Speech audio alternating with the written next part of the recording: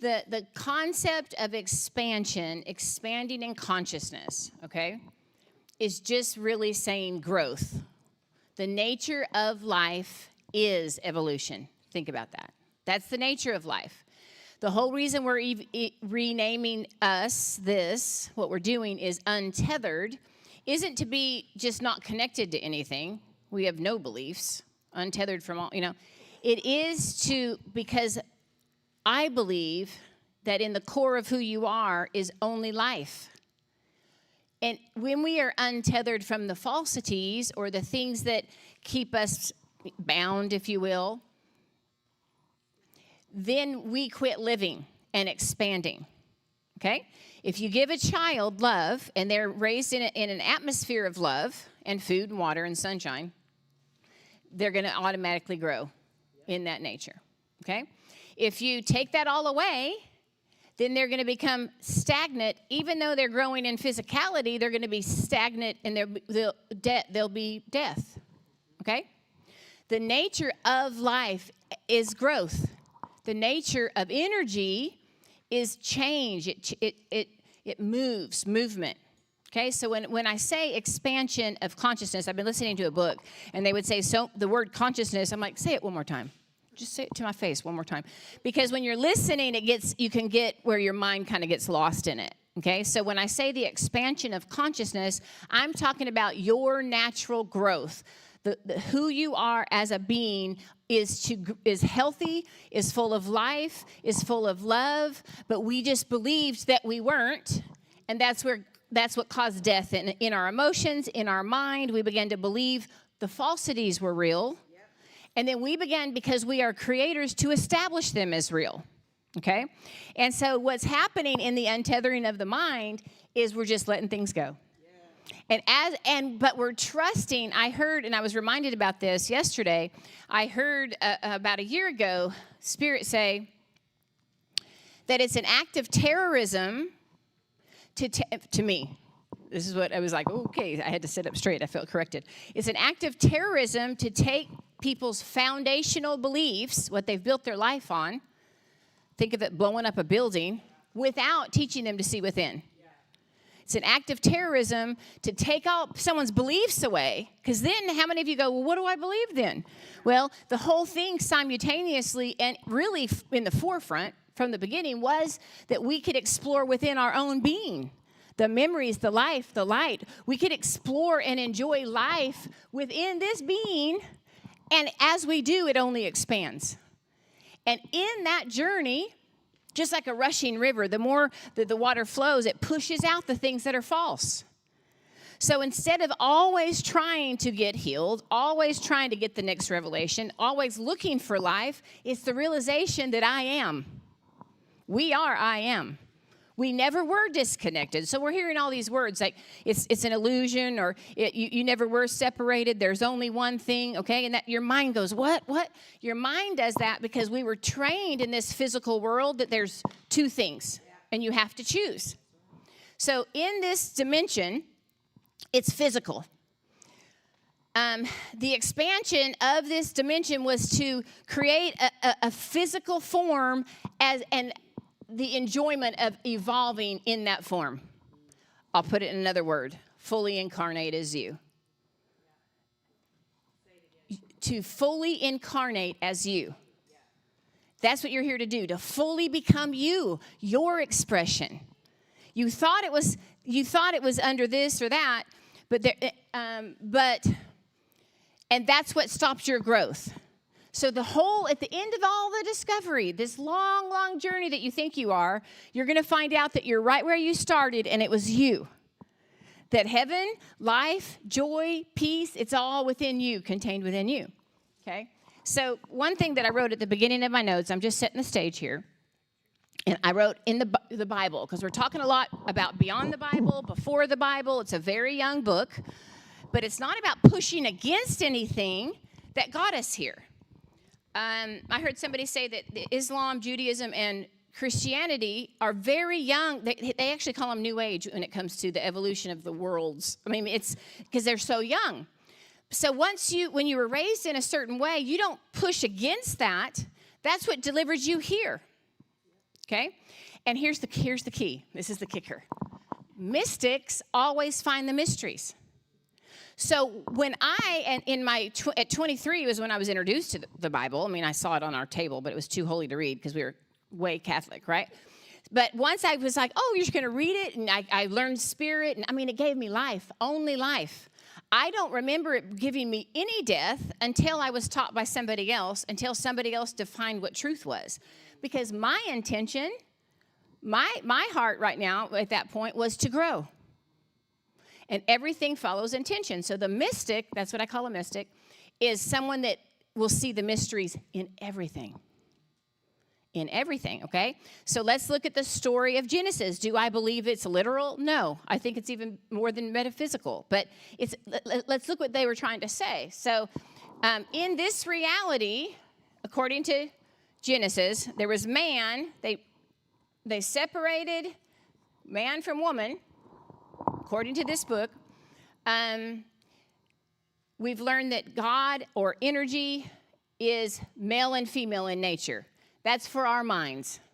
Masculine, feminine. Those are just words for our minds. We understand that it takes masculine and feminine in order to recreate. Okay? So there you go. And so here it begins to get drawn out in the book of Genesis. So Adam, which meant man. Eve, it says, came out of Adam in order to come back together and experience, this was God, if you will, Allah, experiencing itself through two, and then multiplying in this world, okay? So in this, where we talk about love a lot, there's only flow. In reproducing, now we're talking physical world, but in the reproduction of everything, there's life flows. There's only flow, okay? In order for that to stop flowing, which is life, which is expansion, which what we call death, okay, there had to be another belief. And so man began to take and politicize the scriptures, politicize Yeshua, politicize everything, okay, and began to create a hierarchy. Even in our thinking, a God that needs to be served. In order for us to get, we have to give. It was no longer flow, give and take, and this is one big, beautiful journey that we trust. It was trying to get approval from the big guy that we're always going to be under his thumb. And that was in everything. This describes a government that man has to create to keep us in if you stay in duality, it's not that duality is bad or polarity or physicality or this world, okay? But if your belief system attaches you to one thing, then there's death. Because in God, in energy, there's only expansion. In God, Allah, there's only flow.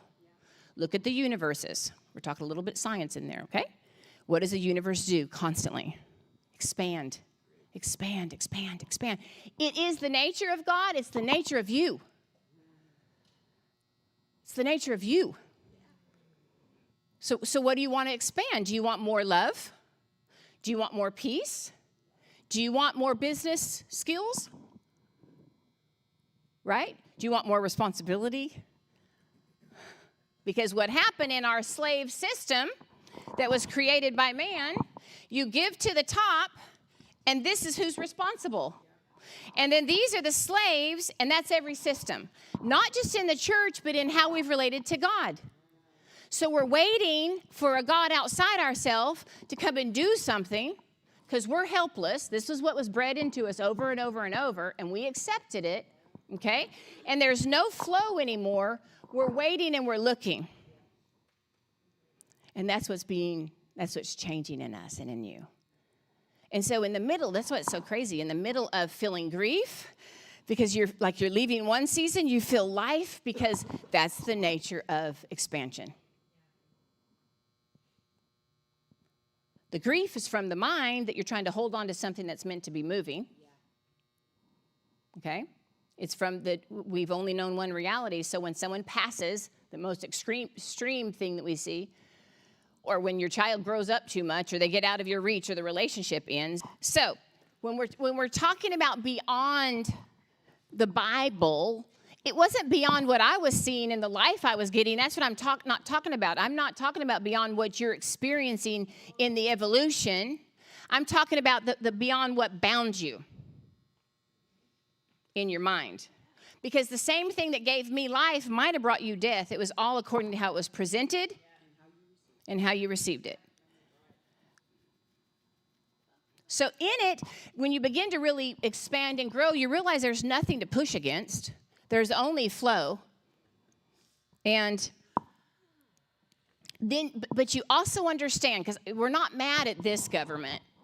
Because if you're mad at this government that man creates over and over and over, you're still in it. You're energizing it. When I was in Ecuador, I'm in this game, and I see the suffering of people, and I'm trying to help people. It felt like a video game, and people are stuck, and all the suffering we see. And then I would get up out of the game, and I'm talking to God, to Spirit. How do I win this game? And I would hear, that's the thing, there is no game. This you begin to release this reality. Now I'm not saying release the experiences of being physical, of this physical world. You get to hang out with your family as you're evolving. You don't have to push against it, or you're keeping it intact. Does that make sense? So I'll give you a couple things, and then we'll. With Yeshua, with Jesus, I heard somebody say, I just can't accept that Jesus isn't who he said he was. Like, that's what we're talking about. I'm like, no. Yeshua is exactly who he said he was, and he was politicized. Okay? Here's a good one. Do Black Lives Matter? Yes or no? Okay. Was it politicized? Right. Is medicine good? Have you guys ever used medicine and you're like, thank God? Right? Has it been under this government and been politicized? Everything comes down to what is the intention and who is gaining from this? Who is gaining from this? If you're not expanding in it, it's not about pushing again. Oh, no. The fight isn't about the statement, do Black Lives Matter. The fight, or the release of the fight, if you will, is to release the people that are politicizing it. This government is not more powerful than flow. Fear, this is based on fear, is not more powerful than love. So there's the expansion.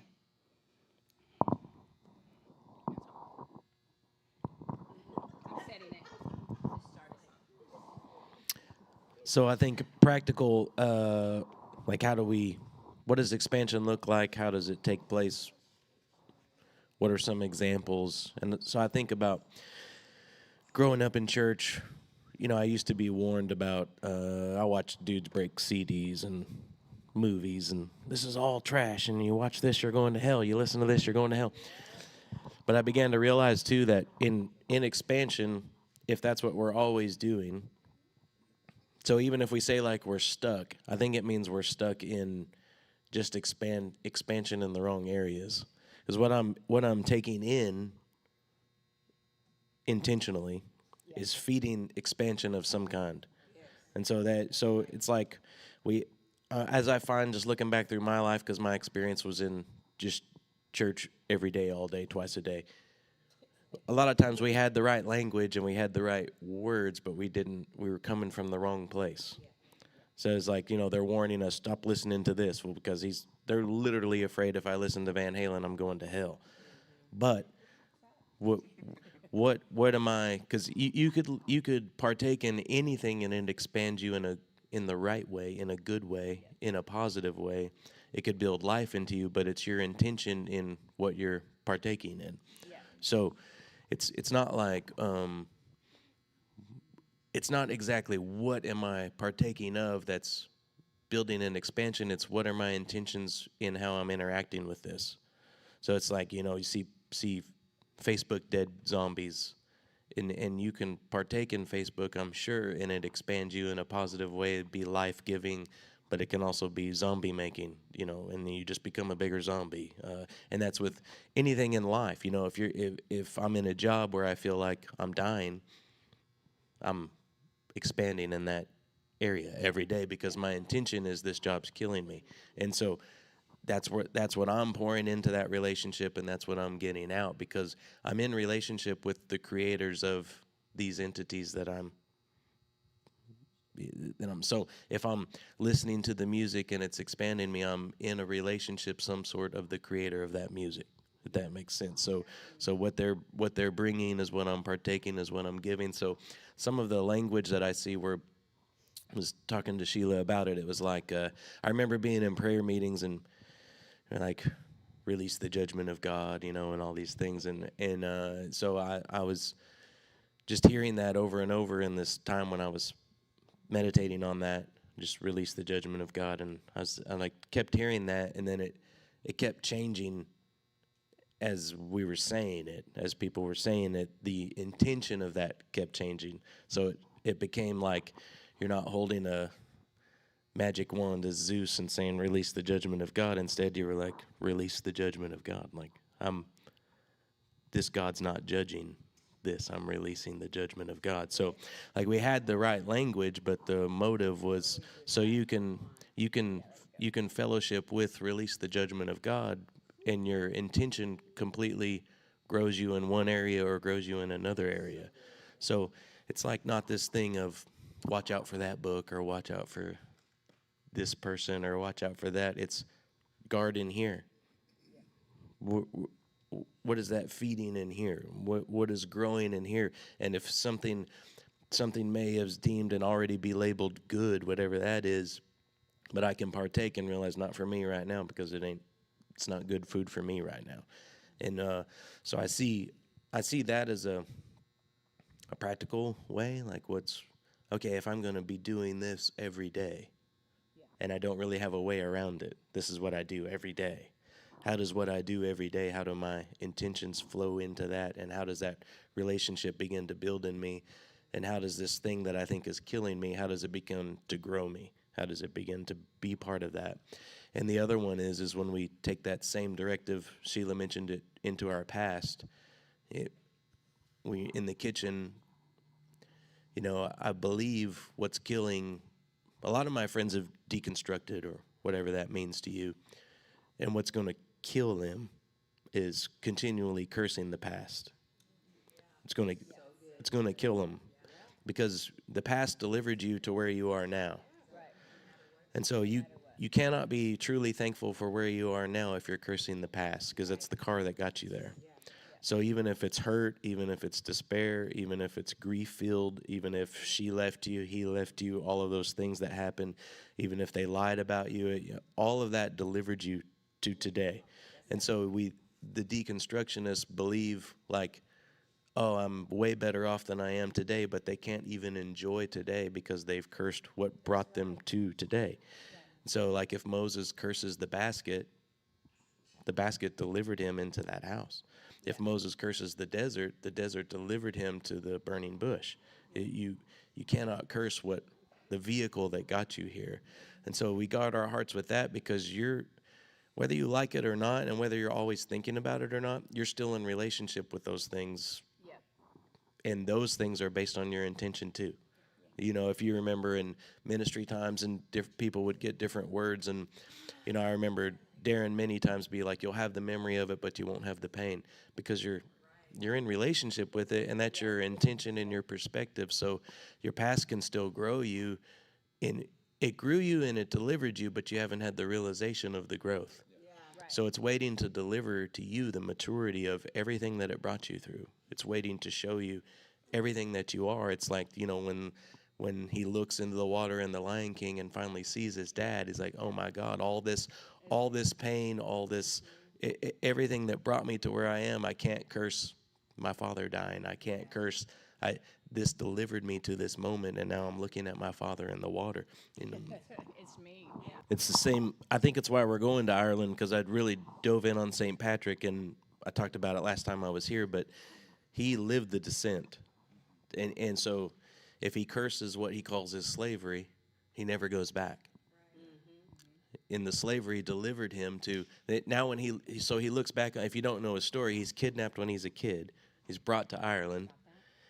He's tending sheep in a field by himself, has no one. It's freezing cold, it's rainy, it's all these different things are going on. And in his own journal, he talks about there was only God and him. That's his only choice. you know. And so he's saying the snow would be 18 inches deep, and yet I wouldn't even feel cold. Like he'd gone into this state where that as a kid, you know. And so then what we look at is, oh, you were kidnapped, you were enslaved, you're having to do all these things. So then he hears a voice, your ship's ready. He finds the ship, miracles happen, he ends up back home. So then he's back home, he's being trained again, he's being trained in the things of the Spirit and the ways of the religion, and then the same voice says, hey, need you to come back. Well, if you curse that thing that brought you there, see, we look back and say, oh, he was kidnapped, he was enslaved, that's horrible, he was abused. He looks back and says, I became a mystic. Yeah. He looks back and says, I learned to hear. And by hearing, I got out, and by hearing, I'll go back. And I think that it's part of why we're going to Ireland, because we're not going to remain in our descent, and we're not going to curse our past. We're going to embrace and let it bring the fulfillment of that maturity into us. Yeah. This zone, if you will, this earth where we have incarnated, okay? You as an eternal being came to this space. It is a free will space, okay? Free will. That means another consciousness, we'll say, another essence, was never meant to rule over you. You have free will, sovereignty, if you will. I've been saying I am sovereign quite a bit, just to integrate it into my mind, into my life. And then I'm seeing where I have believed I was a slave and couldn't see the mystic. You know what I'm saying? And so that's what's coming out of our mind. So you picture yourself in every situation, and there's doors. Like right now, just close your eyes. And you're in a round room, and there's 10 doors. And this is what it means to have free will. You, as a sovereign being, get to choose your door. You, as a sovereign being, get to choose your experience. What you are aware of, St. Patrick was aware, he began to be aware that he could transcend. Maybe he looked around him at other slaves and their mentality. He became aware within himself that he could transcend that situation, which trained him to transcend so many more situations, thus the expansion. That's what growth is, okay? Now, here's the thing, and you can look at me. The reason we had to learn grace so much, those of us that were raised Christian, is we wouldn't even give ourselves permission to expand. We didn't have a choice. This doesn't give you a choice. Whatever system this is, I don't care what religion, if you're serving the religion, if you're serving what the medical field taught you. How many of you guys meet with doctors more and more, and they're taught one thing, one whole vein? They're not even into holistic stuff. They look at you like you're crazy, right? So these systems on how things are supposed to do, are supposed to be. When all you can see is that system, that will be your experience. And then, you guys, the masses that were looking for a miracle, wanted a touch, is the same voice that said, prove that you are the Son of God. And guess what? He wouldn't do it. The proof is already within you. It's within the expansion and the flow. You felt the atmosphere. I watched it on your faces. I saw your atmosphere change when Nathan was hitting a few things. Okay, that's the proof. It's not on the outside, I finally got a miracle. And the reason I'm saying this is we can create a lot of things in this dimension. We can create kingdoms. And we can think it's unto, the greatest cause. But those things that we're creating, like what you said, say that. Just telling Sheila how I'm really seeing to hold things neutral, because I saw, as I'm learning a lot of this stuff, is that I created the box and I put a little bow on top of the box, and I invited other people to come into the box with me, because this is the box. And the truth is, it's not the box. There was never a box. I created it. There was never a box.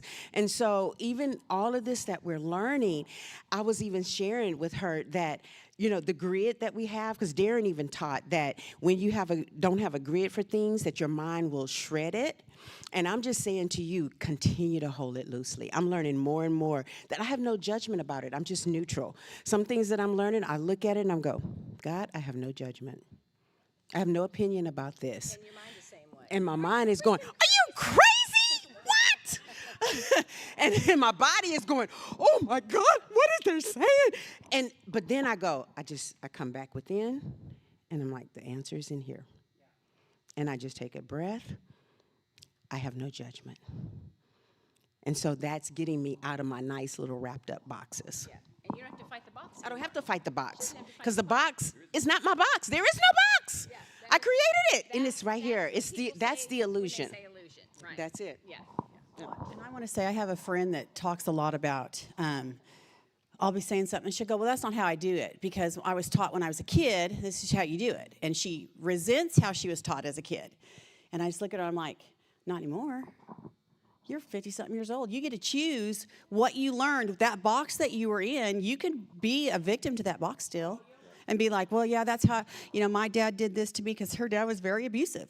And he was, but not anymore. She hadn't been with her dad in 30 years. So if you're carrying that, you're choosing to live in that box every single day. Now, what he said, it is part of your past. It's what brought you to the vehicle of where you're at right now. But you get to choose what you're going to do with that in your mind. And so every time she says it, I'm like, I'll say, not anymore. And she's like, okay, shut up. Like she's tired of hearing it. But until you can get that in your head that you get to choose that. Okay, this happened to me, and because of that, I'm bitter. Oh, not anymore. And that's when you hold that thought neutral of what can I take in? What did I learn from that? How did it get me here? But what can I do with it today? And you can change your verbiage because when you change your verbiage, you change your mind. Your mind believes what you tell it. Right. So if you change your verbiage and say, I lived in a lot of fear, and for a long time, fear served me very well. But I just said, fear, you have served me. I appreciate you, but you're not welcome here anymore. Like literally, y'all, I've had to thank it and say, you can leave. And I've told Sheila, there's a couple times fear will hit me and it's out of it's not normal anymore, right? It used to be normal and I lived in fear, but it doesn't have to affect you like that. And you can thank the misery. You can thank the pain. You can thank the abuse for what you learned from it. Not that you enjoyed it, but that you had a lesson to learn to take into where you're at today, but you don't have to live there anymore. And so start telling yourself, and I don't know that whole scripture about take every thought captive, but that's what I feel like it means. When that happens, I take it captive and say, not anymore. You're not controlling me anymore. I am controlling me. And I say, thank you. Yeah, that's the sovereignty. And so instead of blaming your past, blaming your parents, your spouse, your children, whatever, take responsibility. Besides the little bitty kids, which are still old enough to take responsibility, you're in charge of your brain. You're in charge of what comes in and goes out. You're in charge of the experiences. So start taking charge of it. And it'll start changing. I mean, I used to be in so much fear that when it hit me, I'd be like, and now it's like, oh, like like Nathan said, it's there and there's no emotion to it anymore. Yeah, she said if you don't look at it as a victim, that's a door you can go through. And there'll be another door and another door and another door. That's why victims get victimized over and over and over. Yeah. And that truth that you built, that box that you created, will reestablish itself in your life over and over and over. So then you'll be 70 and you'll still be feeling like a victim. You'll be 85 from the pattern that was set, the decisions you made when you were 15. So this is the doors. And maybe 10 doors or 5 doors are too many. Just look at 2 doors. When you are feeling a feeling, I wake up, you guys, and I'll have thoughts of anxiety or my mind's automatically thinking about something, and I've been learning before I get out of bed, I will change it because what you begin to do is you stop and you feel what it's doing in your body. Yeah. Your whole body will align to your thoughts. Right. And it takes some time, but you just sit there and then I'm like, oh, this will make me sick. Yeah. Like we have been so ignorant, if you will, I'll say me, okay? Ignorant that I would, even my prayers would be from that space, and my prayers, I don't care how holy you wrap that box up, that is what was making me sick, because it came from a space that the thoughts were reproducing after itself. So I was thinking about this, Brick, with the law of production, that a seed reproduces after itself, and we haven't understood the seed of who we are. Because we've been so tethered to who we thought we were. So then we reproduce death, but there is no death. Do you want to say anything? Oh, it's true. Like the law of production is, and that was one of Darren's teachings that really impacted my life. Because the seed does only reproduce after its own kind. And we haven't ever known what seed we are truly. And I think in this time like of expansion and everything we're learning and studying and all these things is literally changing our DNA and our physical form because we never knew who we like truly were.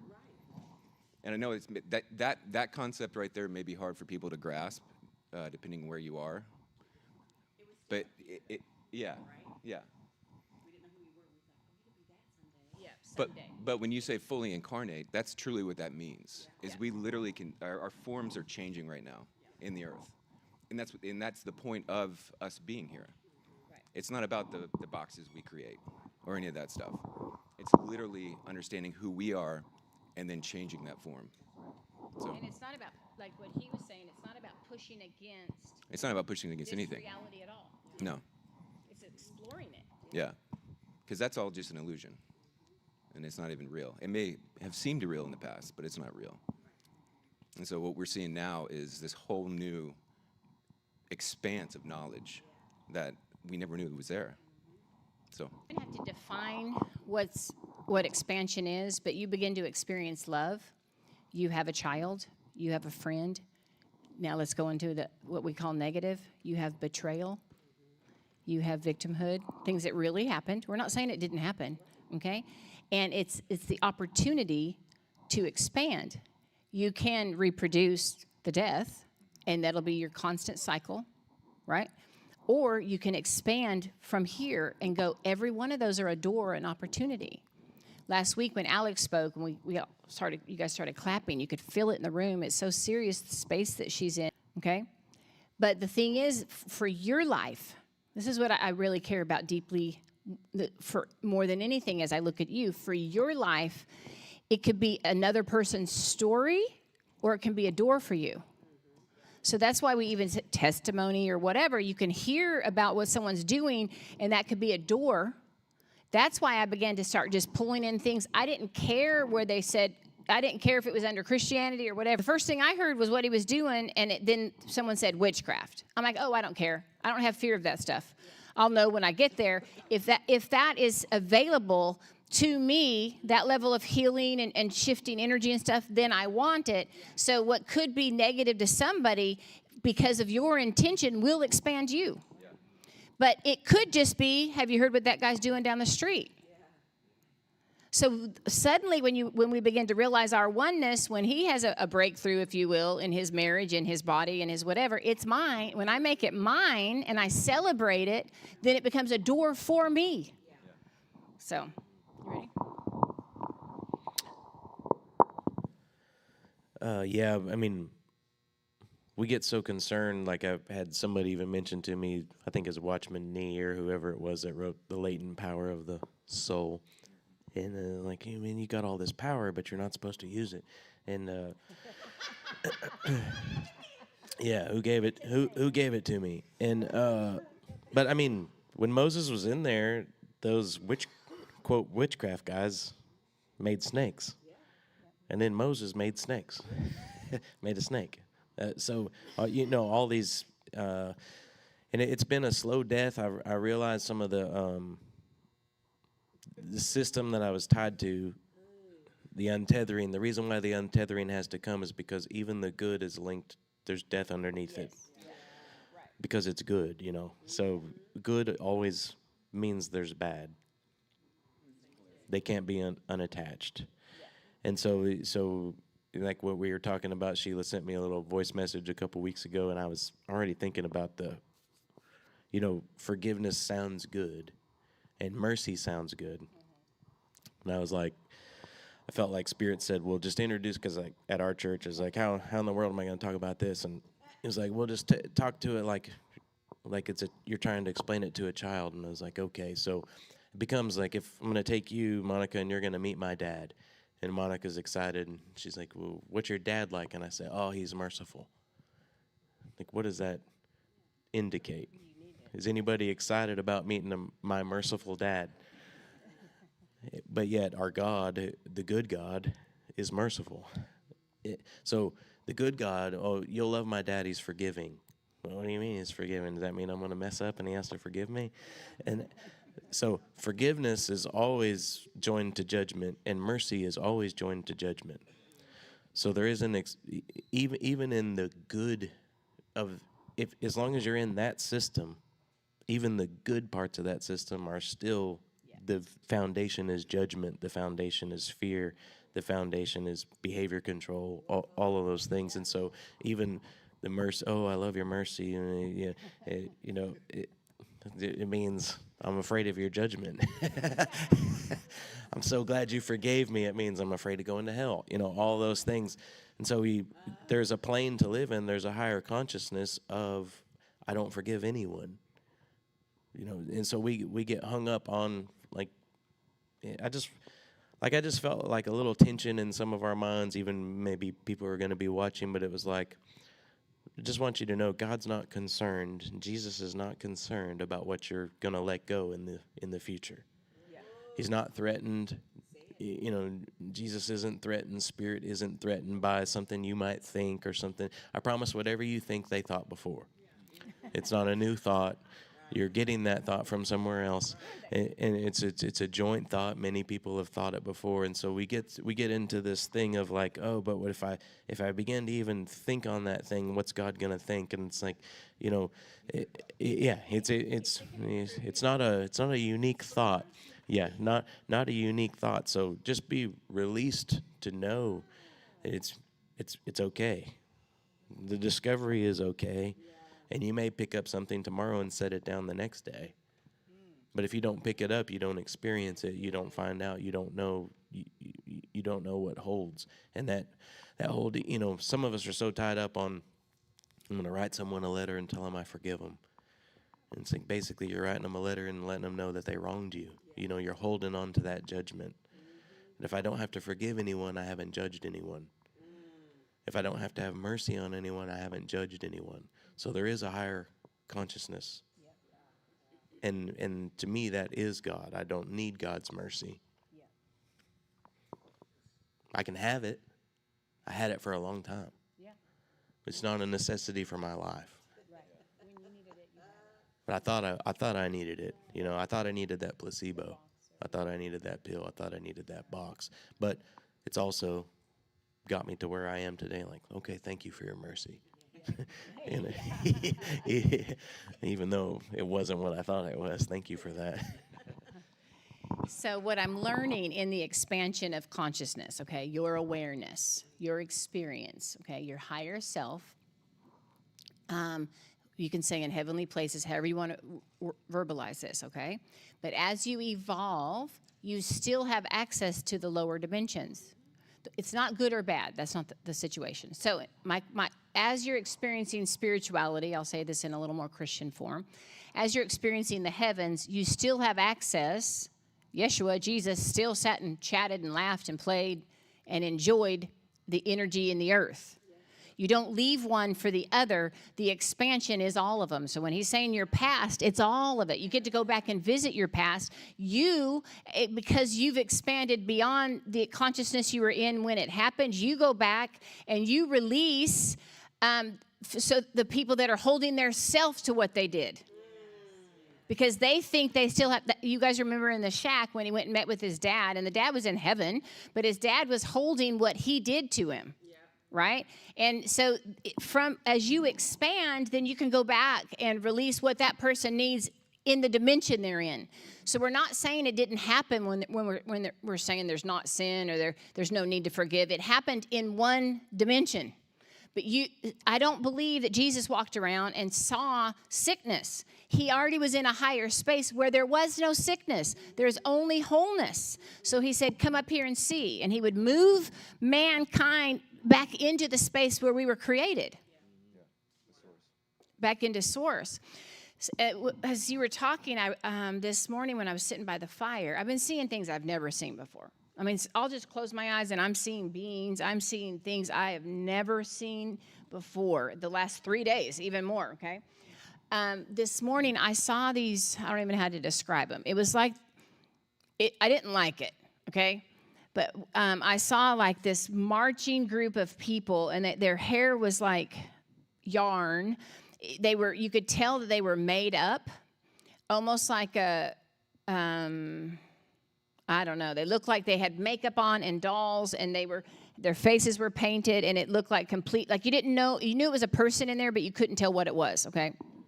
It was like a spiritual drag show or something. I don't know.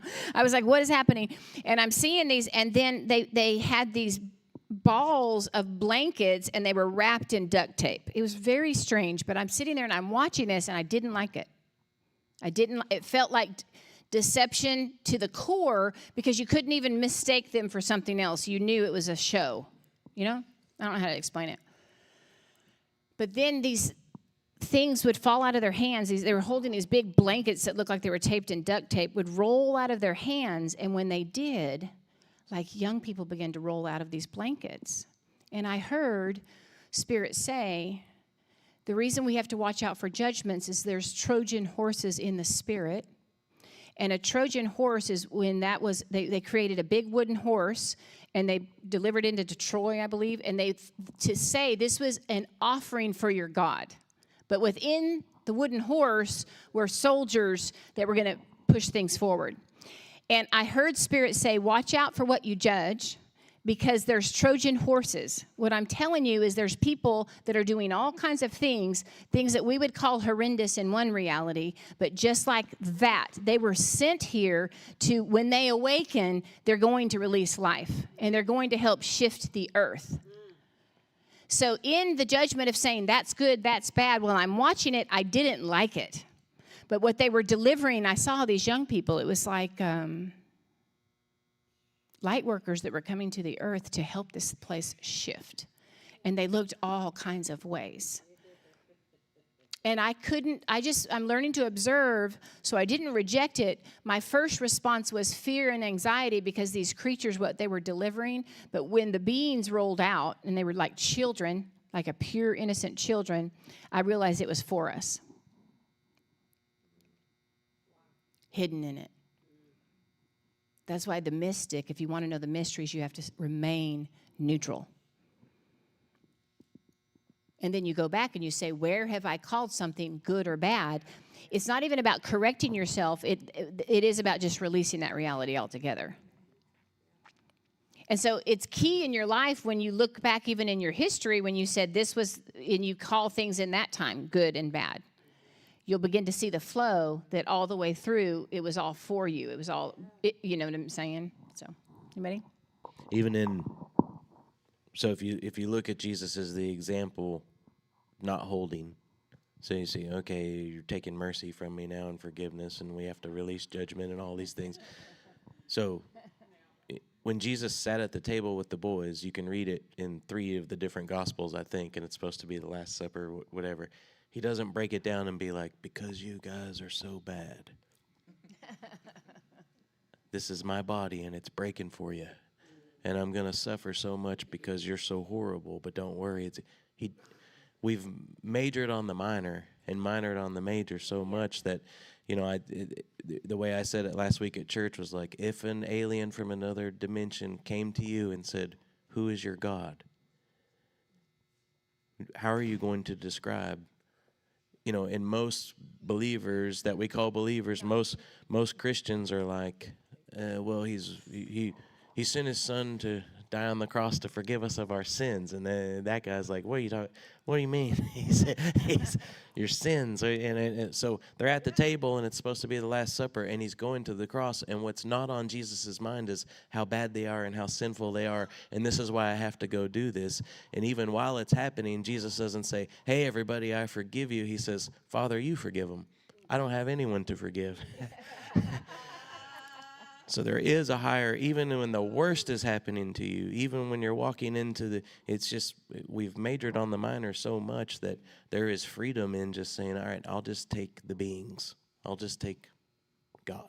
I'll just take Creator. I'll just take Spirit. I'll just take who Jesus is. I'll just take that and run with that. And this other stuff will not make sense anymore one day if I loosen it.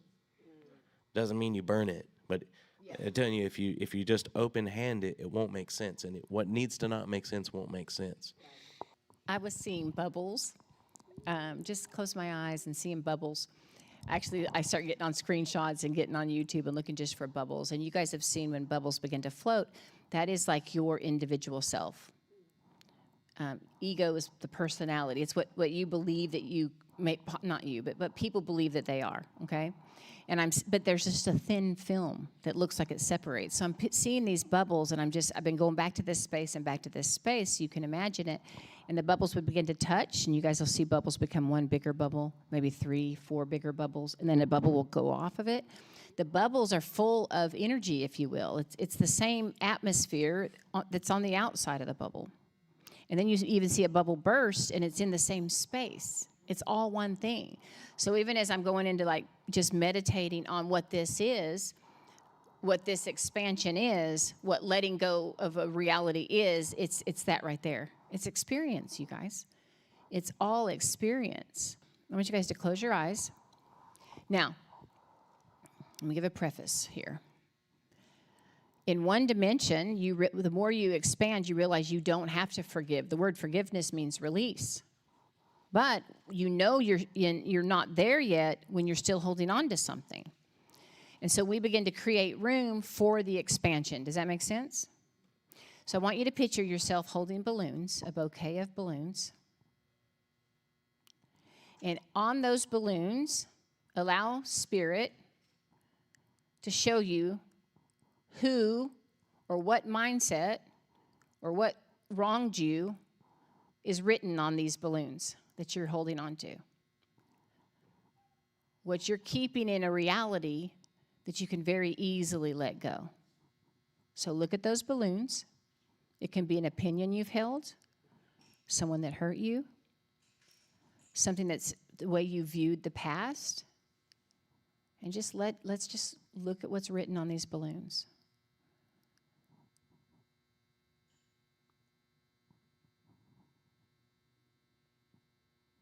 And in the process of making room, let some of those strings slip through your fingers.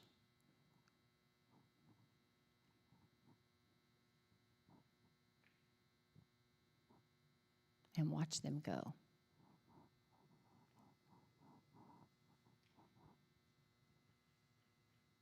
Some of them may have good things written on them.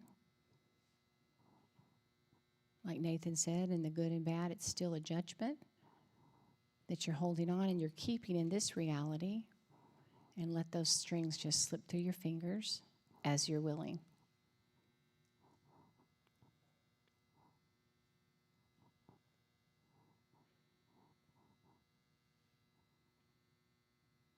They're not as heavy as we thought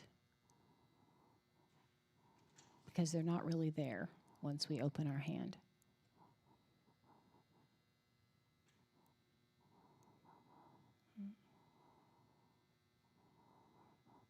I can see these balloons floating. At first I was thinking, I don't have anything to release. What do I have to release? And then when I asked myself the question, what do I have to release? Then they started flowing. But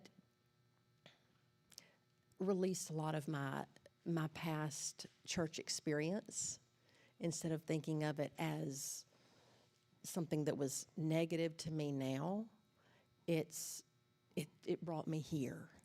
So I was able to release that without me judging it. So that was very powerful. And then just thinking I have all the right answers. Sometimes in my job, I'll go against people because I think I have the right answer. And I have to release that.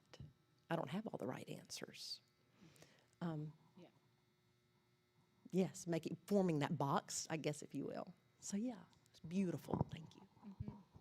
Anybody else?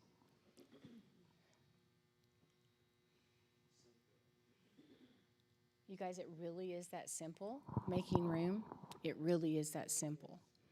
Monica created, we all did, but she created a box that she wrapped up so nicely, and then she fought against the box, probably when she realized it wasn't what she was supposed to be. And then the next stage is you realize there wasn't a box. It wasn't ever there. It was there, created from here. So be patient with yourself, because that's the process right there. And it's okay if you're still pushing against, like what Laura was talking about. If you came out of abuse or what you perceived as abuse, whether it was a church or a relationship or one of these systems that we've created, my parents went, in their business, they went financially bankrupt business-wise. And that created, especially a grid back there, that was like something you didn't do, right? So that can be an experience that you're afraid now to move into levels of success because you built a mindset within that system. You know what I'm saying? Let's close our eyes one more time. I just want you can either physically do it or just see your hands opening up and your fingers open. You're not holding on to strings. Just physically do that. And I want you can say it out loud or within your mind. I want you to ask your higher self or spirit or source to show you what thought or opinion, what idea, what words need to fill that space of what you just let go. You just created room. And don't see it as a balloon. Let it see it like in your lungs. You know what I mean? Like the expansion of energy in you.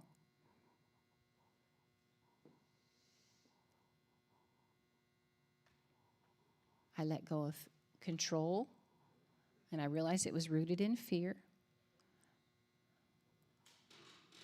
Now I'm asking Spirit to show me what can fill that space within my being, what reality. And there is only love. So I hear there is only love, and I allow that to begin to expand. And I see it almost like a little whirlwind. I see like this little ball of energy, what would once fill a balloon, begin to swirl around within my own being. This new reality begins to bring health. What I was holding on to was external, and I was literally integrating it into my body. But from the seed, the truth of who you are, let that energy begin to flow.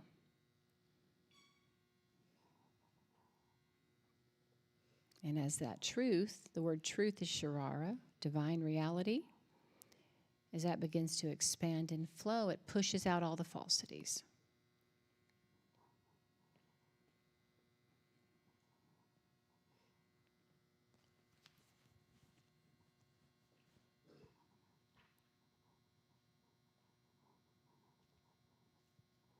So if I let go of a father that was abusive, and my mindset that was attached to it, let's say that was one of the balloons. Spirit, what do you want to say? I'll be a father to the fatherless, and I will only love and expand you. And then I purposefully begin to let that reality root within my own being until it's established fully in me.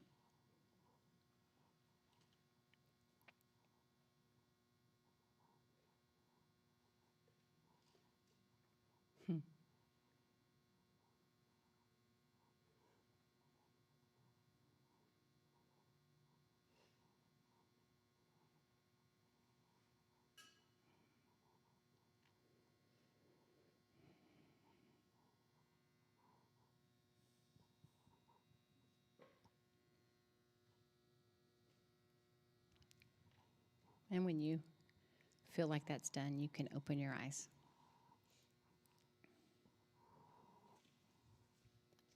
So did any of you guys hear anything in that?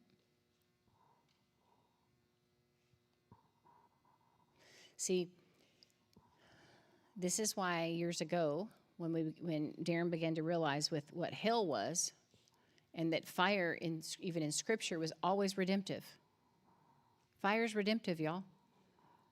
Fire is energy that changes the form of what it's burning.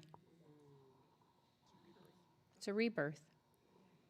Okay? You burn, you trim the tree, You trim off what doesn't need to be there. You prune it. You burn the branches. That's not punishment. The branches become ash. The ashes go into the dirt, into the soil, nourish the soil. The soil nourishes the new tree. It's the nature of life. There wasn't even duality in that. See how it was politicized? Okay? It's not about it being mad at who politicized it or even getting to the bottom of it. When I would try to teach some of this stuff, it's so we would understand it was politicized by our own mind. Right? And then the beauty of the fire begins to burn. It's a good thing. There's no loss. There's no such thing as loss. So I don't know if you guys were picturing this. I was picturing the air, the helium that fills a balloon. I was picturing that as energy. Then I pictured the new reality in here instead. I'm not picking any, there's no truth outside. There is truth outside of me, but it's not my truth. The truth that's bringing health to me is what's on the inside of me. So you could, like Nathan was saying, you could be holding something that's good, but it's on the outside. Like that's still a weight to carry. Once you let it go, you realize it was already all there.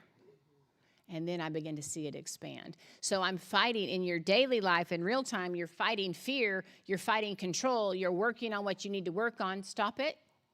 Go back to the seed and let it expand. And the whole process becomes joyful. The burning of the pruning of the tree becomes joyful. It's only as painful as you're attached to what is dead. If you're not attached to the dead branches, you burn those suckers and understand that they're still going to bring nourishment because it's all one thing. You want to say anything? All right. Yeah, I'd love for you to. Dun, da, da. Russell knows, look. We'll have several mics.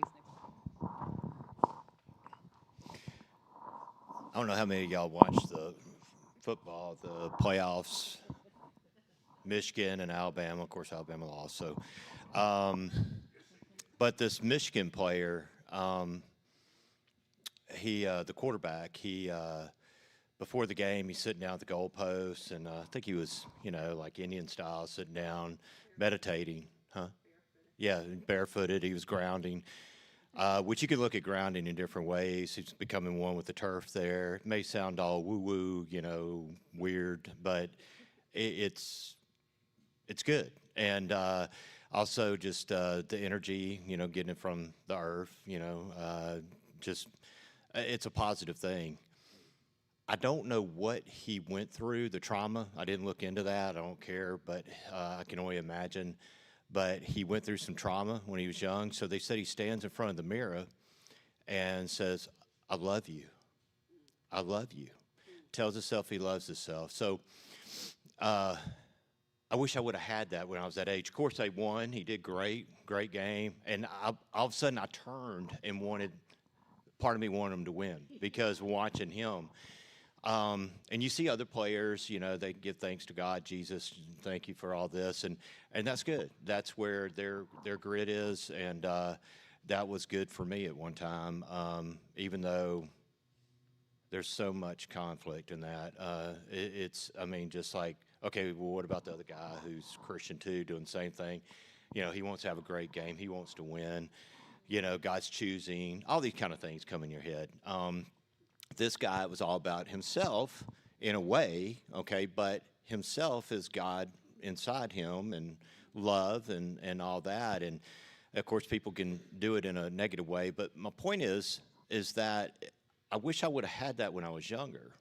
And as a Christian and coming up, it was I'm always, the trauma I went through or traumas, I never could get freaking healing. I could ask for forgiveness, go through deliverance, get demons cast out of me, all kind of things, renounce things, this and that. So many things, could never get it. And I'm like, man, I wish I had what that guy had at his age to be where he's at. And some people may think he's some kind of freak, or hippie or something. But I see it. I see things evolving, and I see where I was at before, and where so many of you are, and that nothing's wrong with looking at yourself in the mirror saying, I love you. I still don't love myself the way I need to at all. I pick myself to pieces, but I'm so much better than where I was because I'm learning that it's okay to love yourself. You know, it's not, I mean, yeah, people do it in an arrogant way and all that. And your heart, you know, if you're doing it arrogant. I know these people in here, you're not going to look at yourself and go, oh, you're so freaking awesome. I just love you, you know. You're going to be where you got to just love yourself and not care what anybody thinks. And not that wounded child inside. You can't care what that child thinks either. Every one of you, just tell yourself you love yourself. Start loving yourself, and things are going to get so much better. It has for me, and I'm loving people so much more than I ever have. I have so far to go, but I'm able to open myself up now. Sheila, Breck, Nathan, people by this time I probably wouldn't have a relationship with them because I would have already said, no, they're going to hurt me eventually. Let me get the hell out of here, you know. And I stayed with it. Yeah, yeah, it's bad, and you know, and as far as the ones that are, you know, giving glory to God and Jesus and everything, that's great. I realize now I'm not hating on that like I was. I was hating on it. I was hurt, you know, between my things with my sons and other things, and then embarrassment. And I'm learning as I love myself, don't be embarrassed about your beliefs. Don't beat yourself up about your beliefs. In the past, they had a good, I mean, think about it. When we were growing up, we didn't have YouTube. We didn't have all these things to look up things to learn. Christianity was the best option. It really was. You know, maybe if you're in a dope smoking group or something and had a bunch of hippies that were kind of in touch, you may have had a different option. But you know, for real though, you really didn't have Christianity was it. So I say now to myself, hey, it had its place. It's good, and I'm feeling better about those things, and y'all will too. But I just encourage you to, if it means looking at yourself in the mirror and saying, you know, I just love you. You know, you're great. You're a wonderful person. And then have people around you, the ones that are negative, don't feel bad if you cut them off. I mean, you don't have to hate them or anything. You still love them. I'm just saying, don't feel bad about cutting them off. You know, I can think of the most positive person in my life outside my wife that encourages me, makes me feel like I am so special. It's Teresa. She makes me feel so freaking good. And it's like, hey, if you're lying to me, keep lying to me. I love it, you know, which I know she's not, you know, but she makes me feel so good and makes me feel special. And that's how you should. The meanest? You're not mean. Once I tell you, with Teresa, when I first met her and stuff, I thought, man, she's hard. You know, I don't want to piss her off. And then I saw the sensitive, sweet, that she told me things bothered her. That's what she told me. It hurt, things hurt her. It bothered her. People didn't like her or certain things. And when I heard that, I was like, oh my gosh, she's got a soft heart.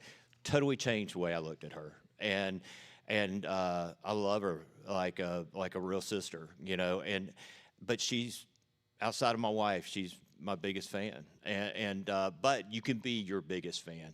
You can tell yourself and all that, and it may sound goofy, but just start doing it. I mean, if you don't already do it, and don't be afraid to tell people you do it. I mean, now it's on national TV with this star quarterback doing this, saying he loves himself, and he's only about 20, 21 years old. Don't let him beat you at it if you're competitive.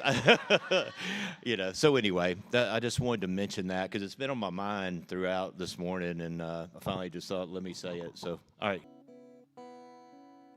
I am a light that shines in the darkness. I come alive. I shine in the darkness.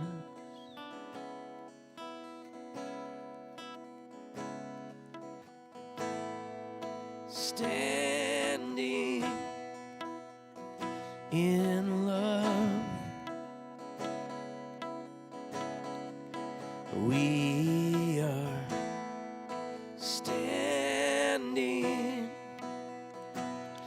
in love. And we are standing in love. And we are standing in love.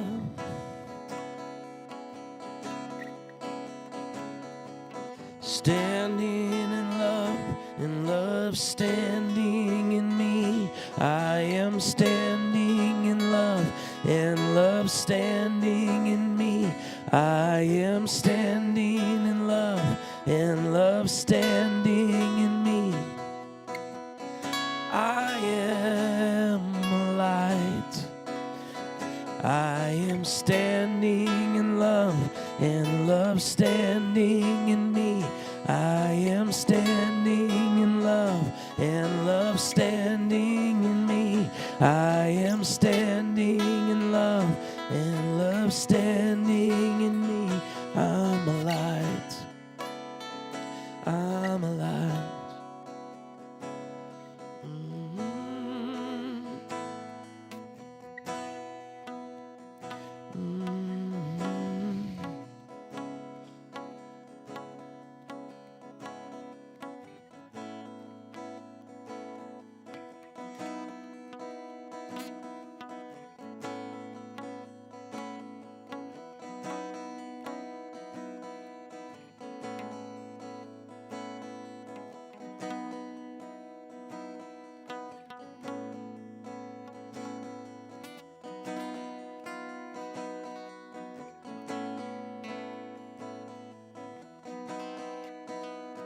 And where spirit is, there's freedom. And where spirit is, there is freedom. And where spirit is, there is freedom. I am free. I am free. You are free. You are free. Free to run, free to live, free to dream, free to be, free to run, free to live, free to be, free to dream, free to dream.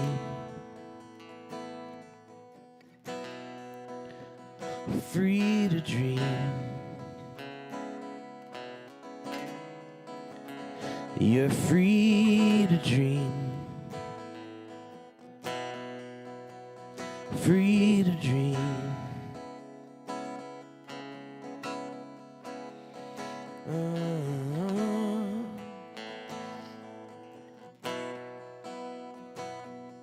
Standing in love, you are free to dream.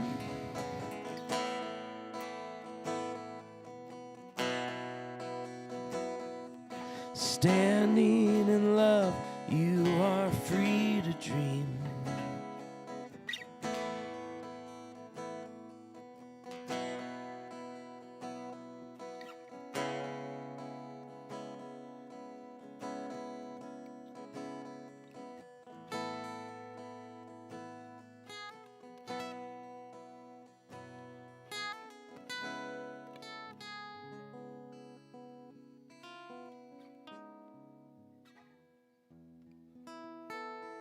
This is pure love.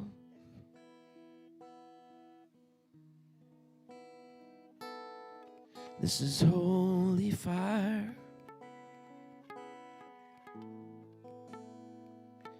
This is the real thing. This righteous desire.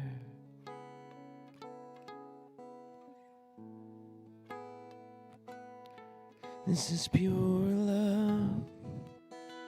Breathe it in. This is holy fire.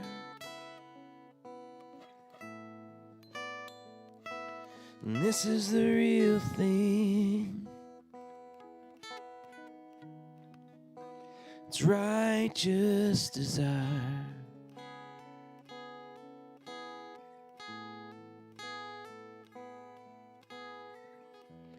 This is no ordinary love.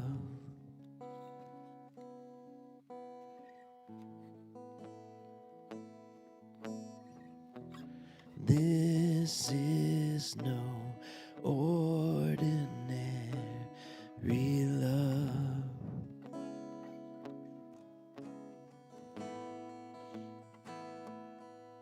This is pure love.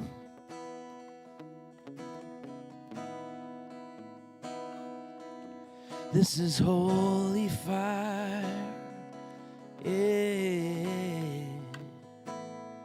And this is the real thing. This righteous desire.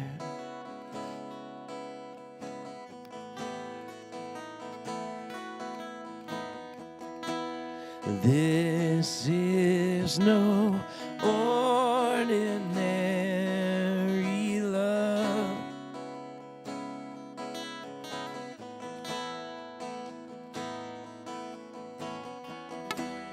This is no ordinary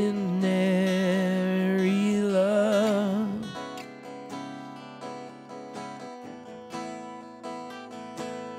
This love will not let go. This love will not grow cold. This love can't disappoint.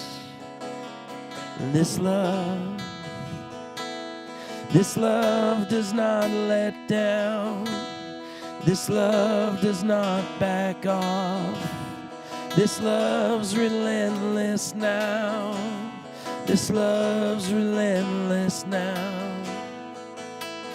When I'm running, this love is running.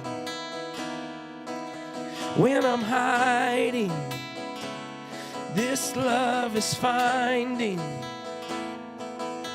When I'm doubting, this love's surrounding. When I feel empty, this love's within me. This is no ordinary love.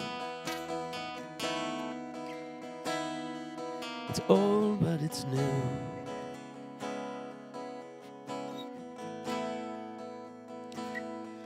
It's old, but it's new.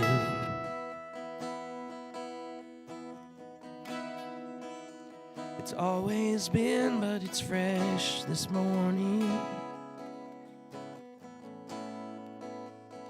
Older than the wind, fresh this morning. And this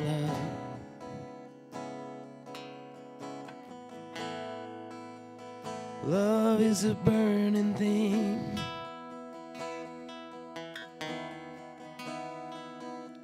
It makes a fiery ring.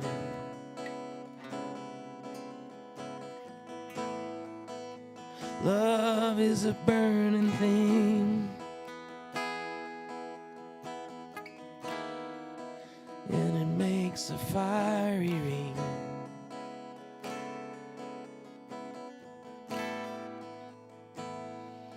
And I fell in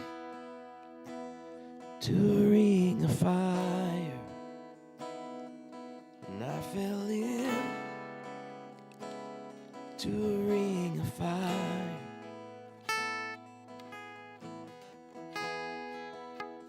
Higher and higher. And it burns, burns, burns. Ring of fire.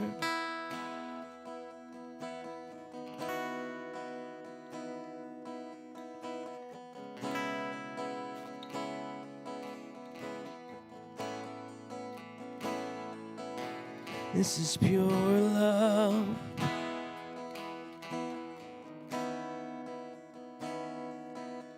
This is holy fire.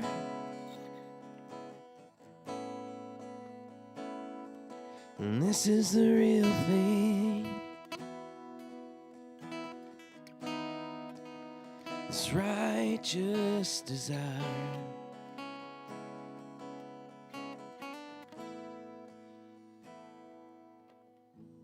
Standing in love. Love is standing in me. I am standing in love. Love is standing in me.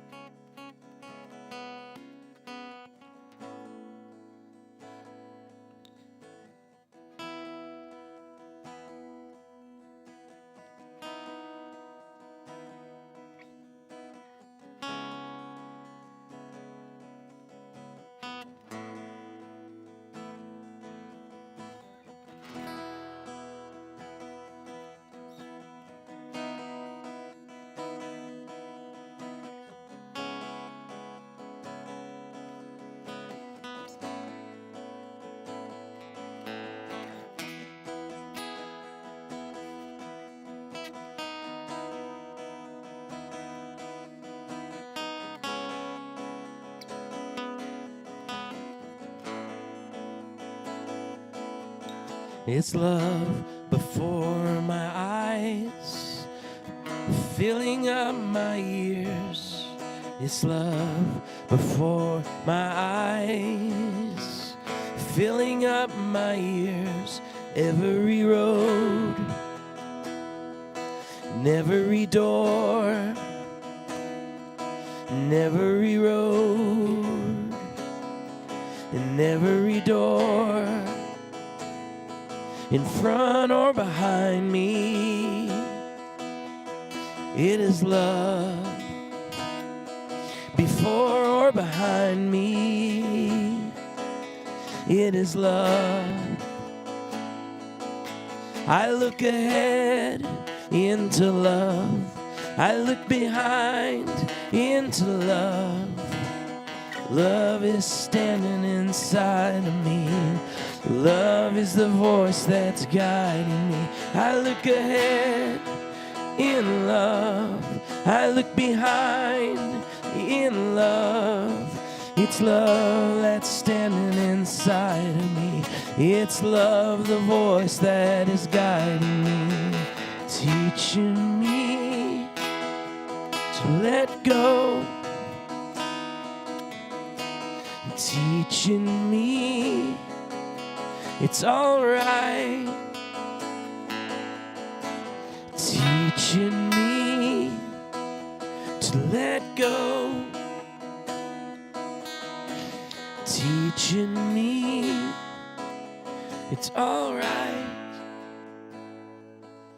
it's all right, it's all right, it's all right. If they never pay, I let go. It's all right. It's all right. It's all right. If they never know, I let go. It's all right. It's all right. It's all right if they stay behind, I let go.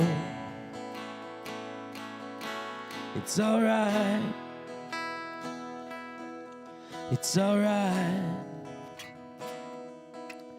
It's all right if they don't understand, I let go. I let go.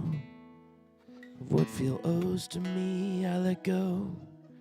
Of what feels owed to me, I let go. Of the apology, I let go. I let go. Of what feels owed to me, I let go. Of what feels owed to me, I let go. See, what I feel like I deserve, what I feel like is owed to me, that's attached to the judgment and attached to the hurt and the pain, it robs me of what's really owed to me today. It robs me of what I really deserve right now. I cannot fathom, you cannot fathom or understand what really belongs to you. And so when I'm grasping at what I think belongs to me, oh man, I'm owed for them to know how bad they hurt me. That's what I deserve. I deserve to see them suffer for what happened. I deserve to, man, it's robbing me from what's in my hands today. I'm staring gold in the face and upset about something that doesn't matter. And I can't walk into that golden moment. I let go today of what's owed to me.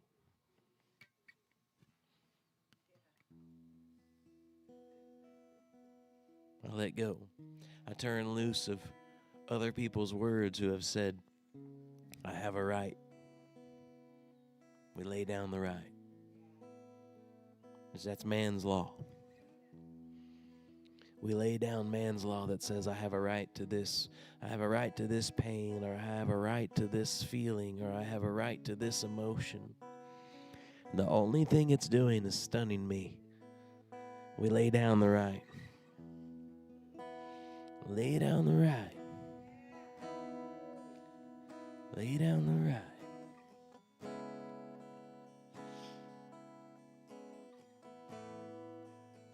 The only thing that's mine is the light. I lay down the right.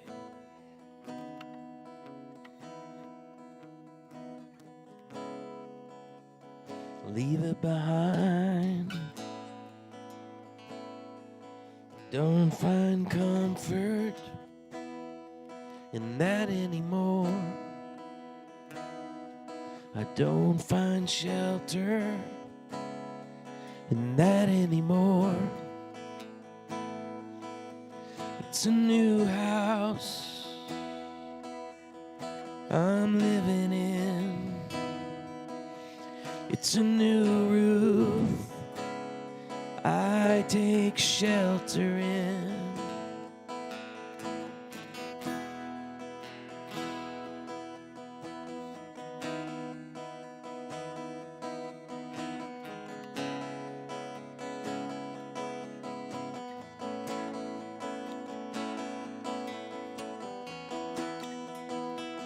Dancing in the light, running in the rain.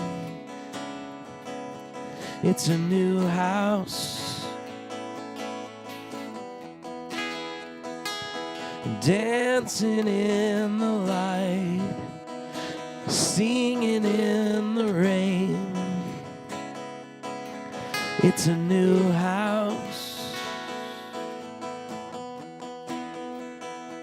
We're dancing in the light, singing in the rain. It's a new house. Dancing in the light, singing in the rain. It's a new house.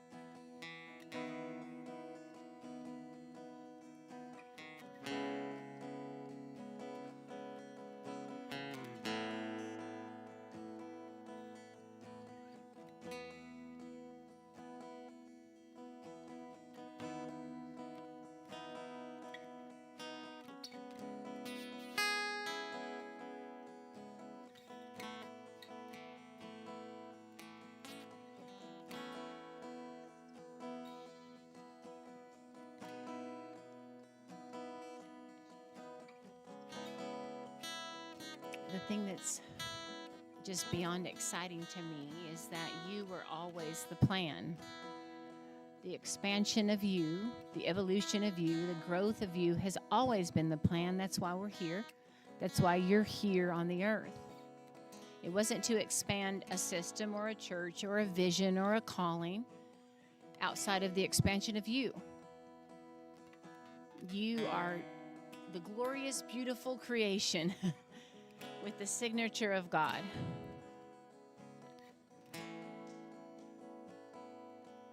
In this form. And it's just such an honor to be a part of your life and to be a part of the expansion. You know, I'm excited about things that we're going to do here. We have two beautiful women, Laura Bond and Veronica Mabasa, that are taking what we've been learning in this expansion and the energy centers, and we're coming together on how to teach our young people this. And we do have, you know, we're putting plans and strategies together, even us coming and meeting. But that was never the core of it, even though community is part of it. The core of it is you. And I'm just so grateful for your willingness to expand and to let go of the old. And just the growth that I've seen. And I'm telling you, this year, 2024, is going to, as fast as you're willing to let go, is as fast as you're going to grow. And we sat around the fire on New Year's, Monica and Breck and I, and we were doing a journey. And we sat, I was kind of nervous at first because there were so many fireworks and it's distracting and noise all around. But instead, we just stayed in a place of centering.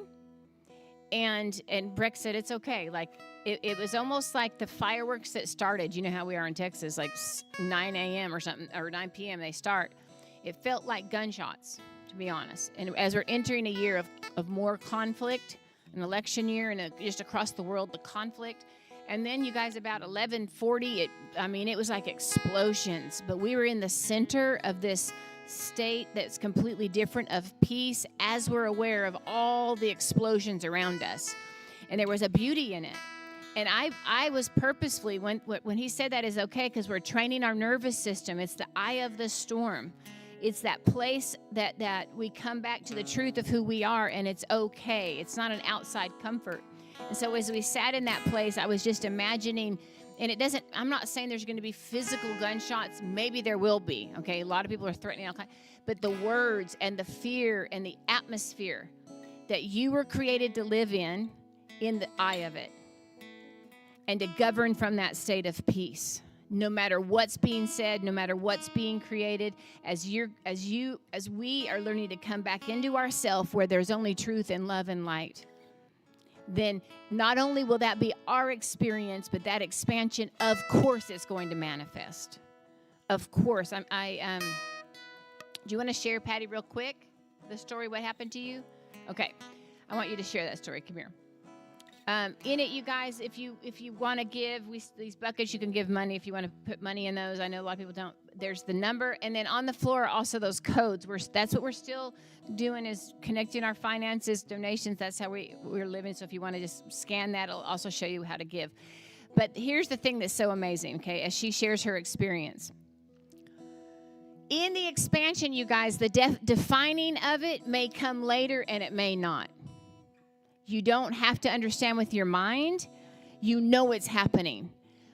The nature of the last several years has been, I'll experience something in that state of neutrality, and then all of a sudden I'll start reading about it and hearing about it and be like, oh my gosh, that's exactly what I experienced.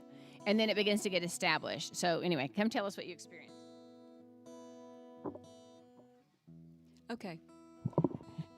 Okay, so we can see on YouTube all these experiences and people sharing, and I'm like, that's really cool. I love this. You know, I'm open to believing this is happening to this other people.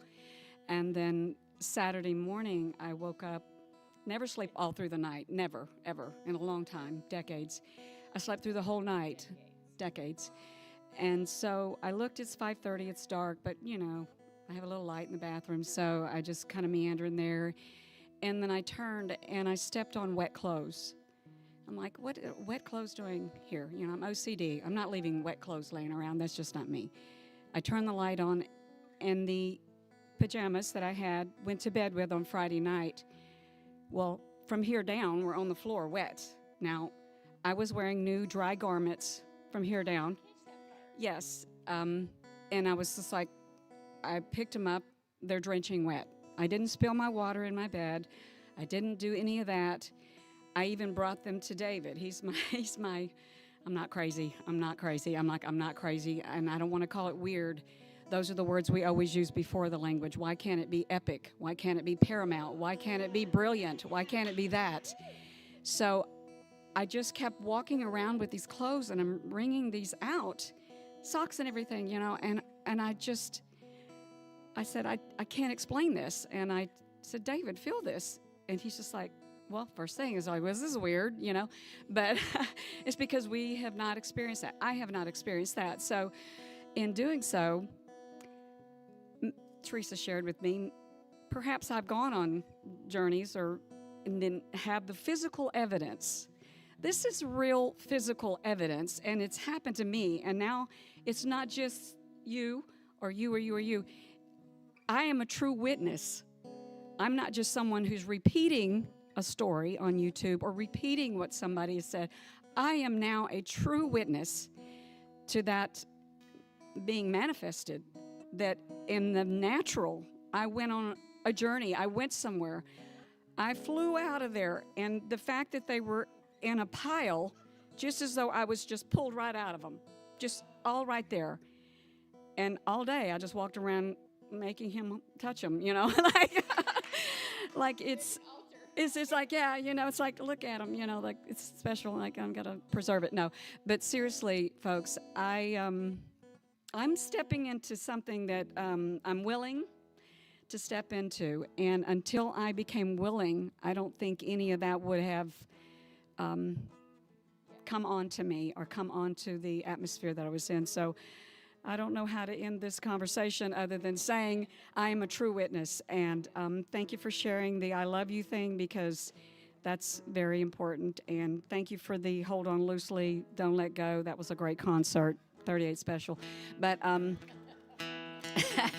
just throwing that out there. There you go. But anyway, not one to always want to get in front of people, I guess. I'm going to have to let that, it used to be, I'm going to have to let that go. Yeah, okay, the seal has been broken. My seal has been broken, and I just look forward to more experiences, and I want that for you as well. And I'm going to remember, because, So yeah. we're talking about traveling with our whole physical body. We go places in our sleep. A lot of times when people see angels, or a lot of people that you've dreamed about did happen. But then when you begin to start dimensionally taking your body, it's another level. So that's what we're talking about. And when she messaged me, she didn't remember. I'm like, okay, the memory will come as you allow. So in the allowance, then the memory or the understanding of what you did will come. Because you are already a multidimensional person. You're already experiencing it, but your mind has convinced you, your body has convinced you that you're attached to one dimension. That's why we grieve when people die to the degree that we do. Because we've only lived by what we can see, hear, feel, taste, and touch in one dimension. All the while, the greatness of who you are has been multidimensional. And we will learn in this, that's the kind of stuff we're talking about. We will learn in this lifetime how to take our bodies with us. Yeah.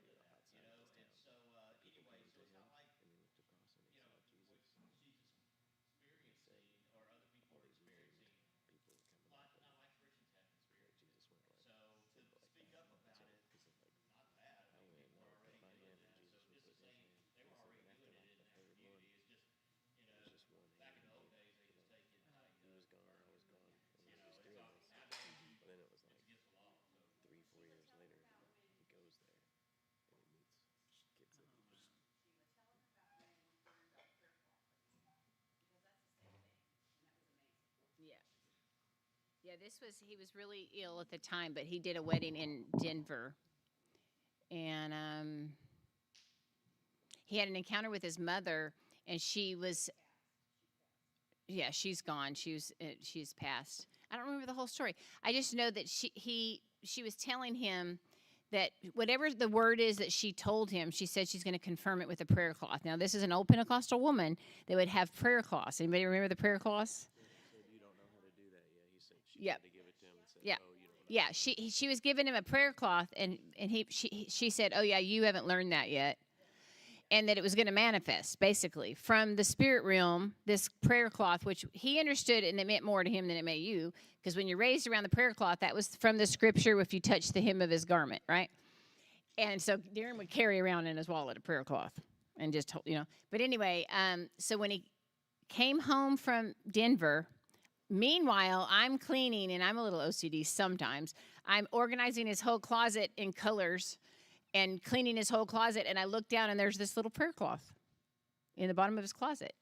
And I was like, oh, what's this? So I put it on his desk, and that was it. So when he gets home from the trip, like a day later, and he's like, and he comes out, and his face is just white, like, where did you get this? I'm like, well, it was in your closet. And then, so she couldn't hand it. He didn't know how to take it and hand it to it and manifest it from that reality. But literally, that's what's happening. Think about it when gold is manifested. My mom, the whole reason we came into this thing is my mom, her teeth turned to gold. She had 4 gold caps and a gold crown in a meeting that just supernaturally, began to heal her teeth. We knew people that their teeth were filled with pearl. Have you guys ever been around that? All of those type of things. That's the manifesting from one reality to another. But in our mindset, that was an experience that somebody else did, that the guy at the top. What's happening now, what's available now, not because of it's available from the sky God, you're making it available to you. Where the finances don't have to come like the balloon from the outside, they can be manifested from the inside. Because it's just everything, the whole story when it talks, whether it literally happened or it didn't, doesn't matter. When as a baby, everything was brought to Jesus to sustain him through his whole life is a principle. That everything's already been brought to you. To everything that you need, you already contain it to carry out what you're here to do. But our mindset has been in that box that wasn't even a real box anyway. So then you keep yourself reaching and fighting against a box, and you get exhausted, and you know that there's something more when you hear these stories. So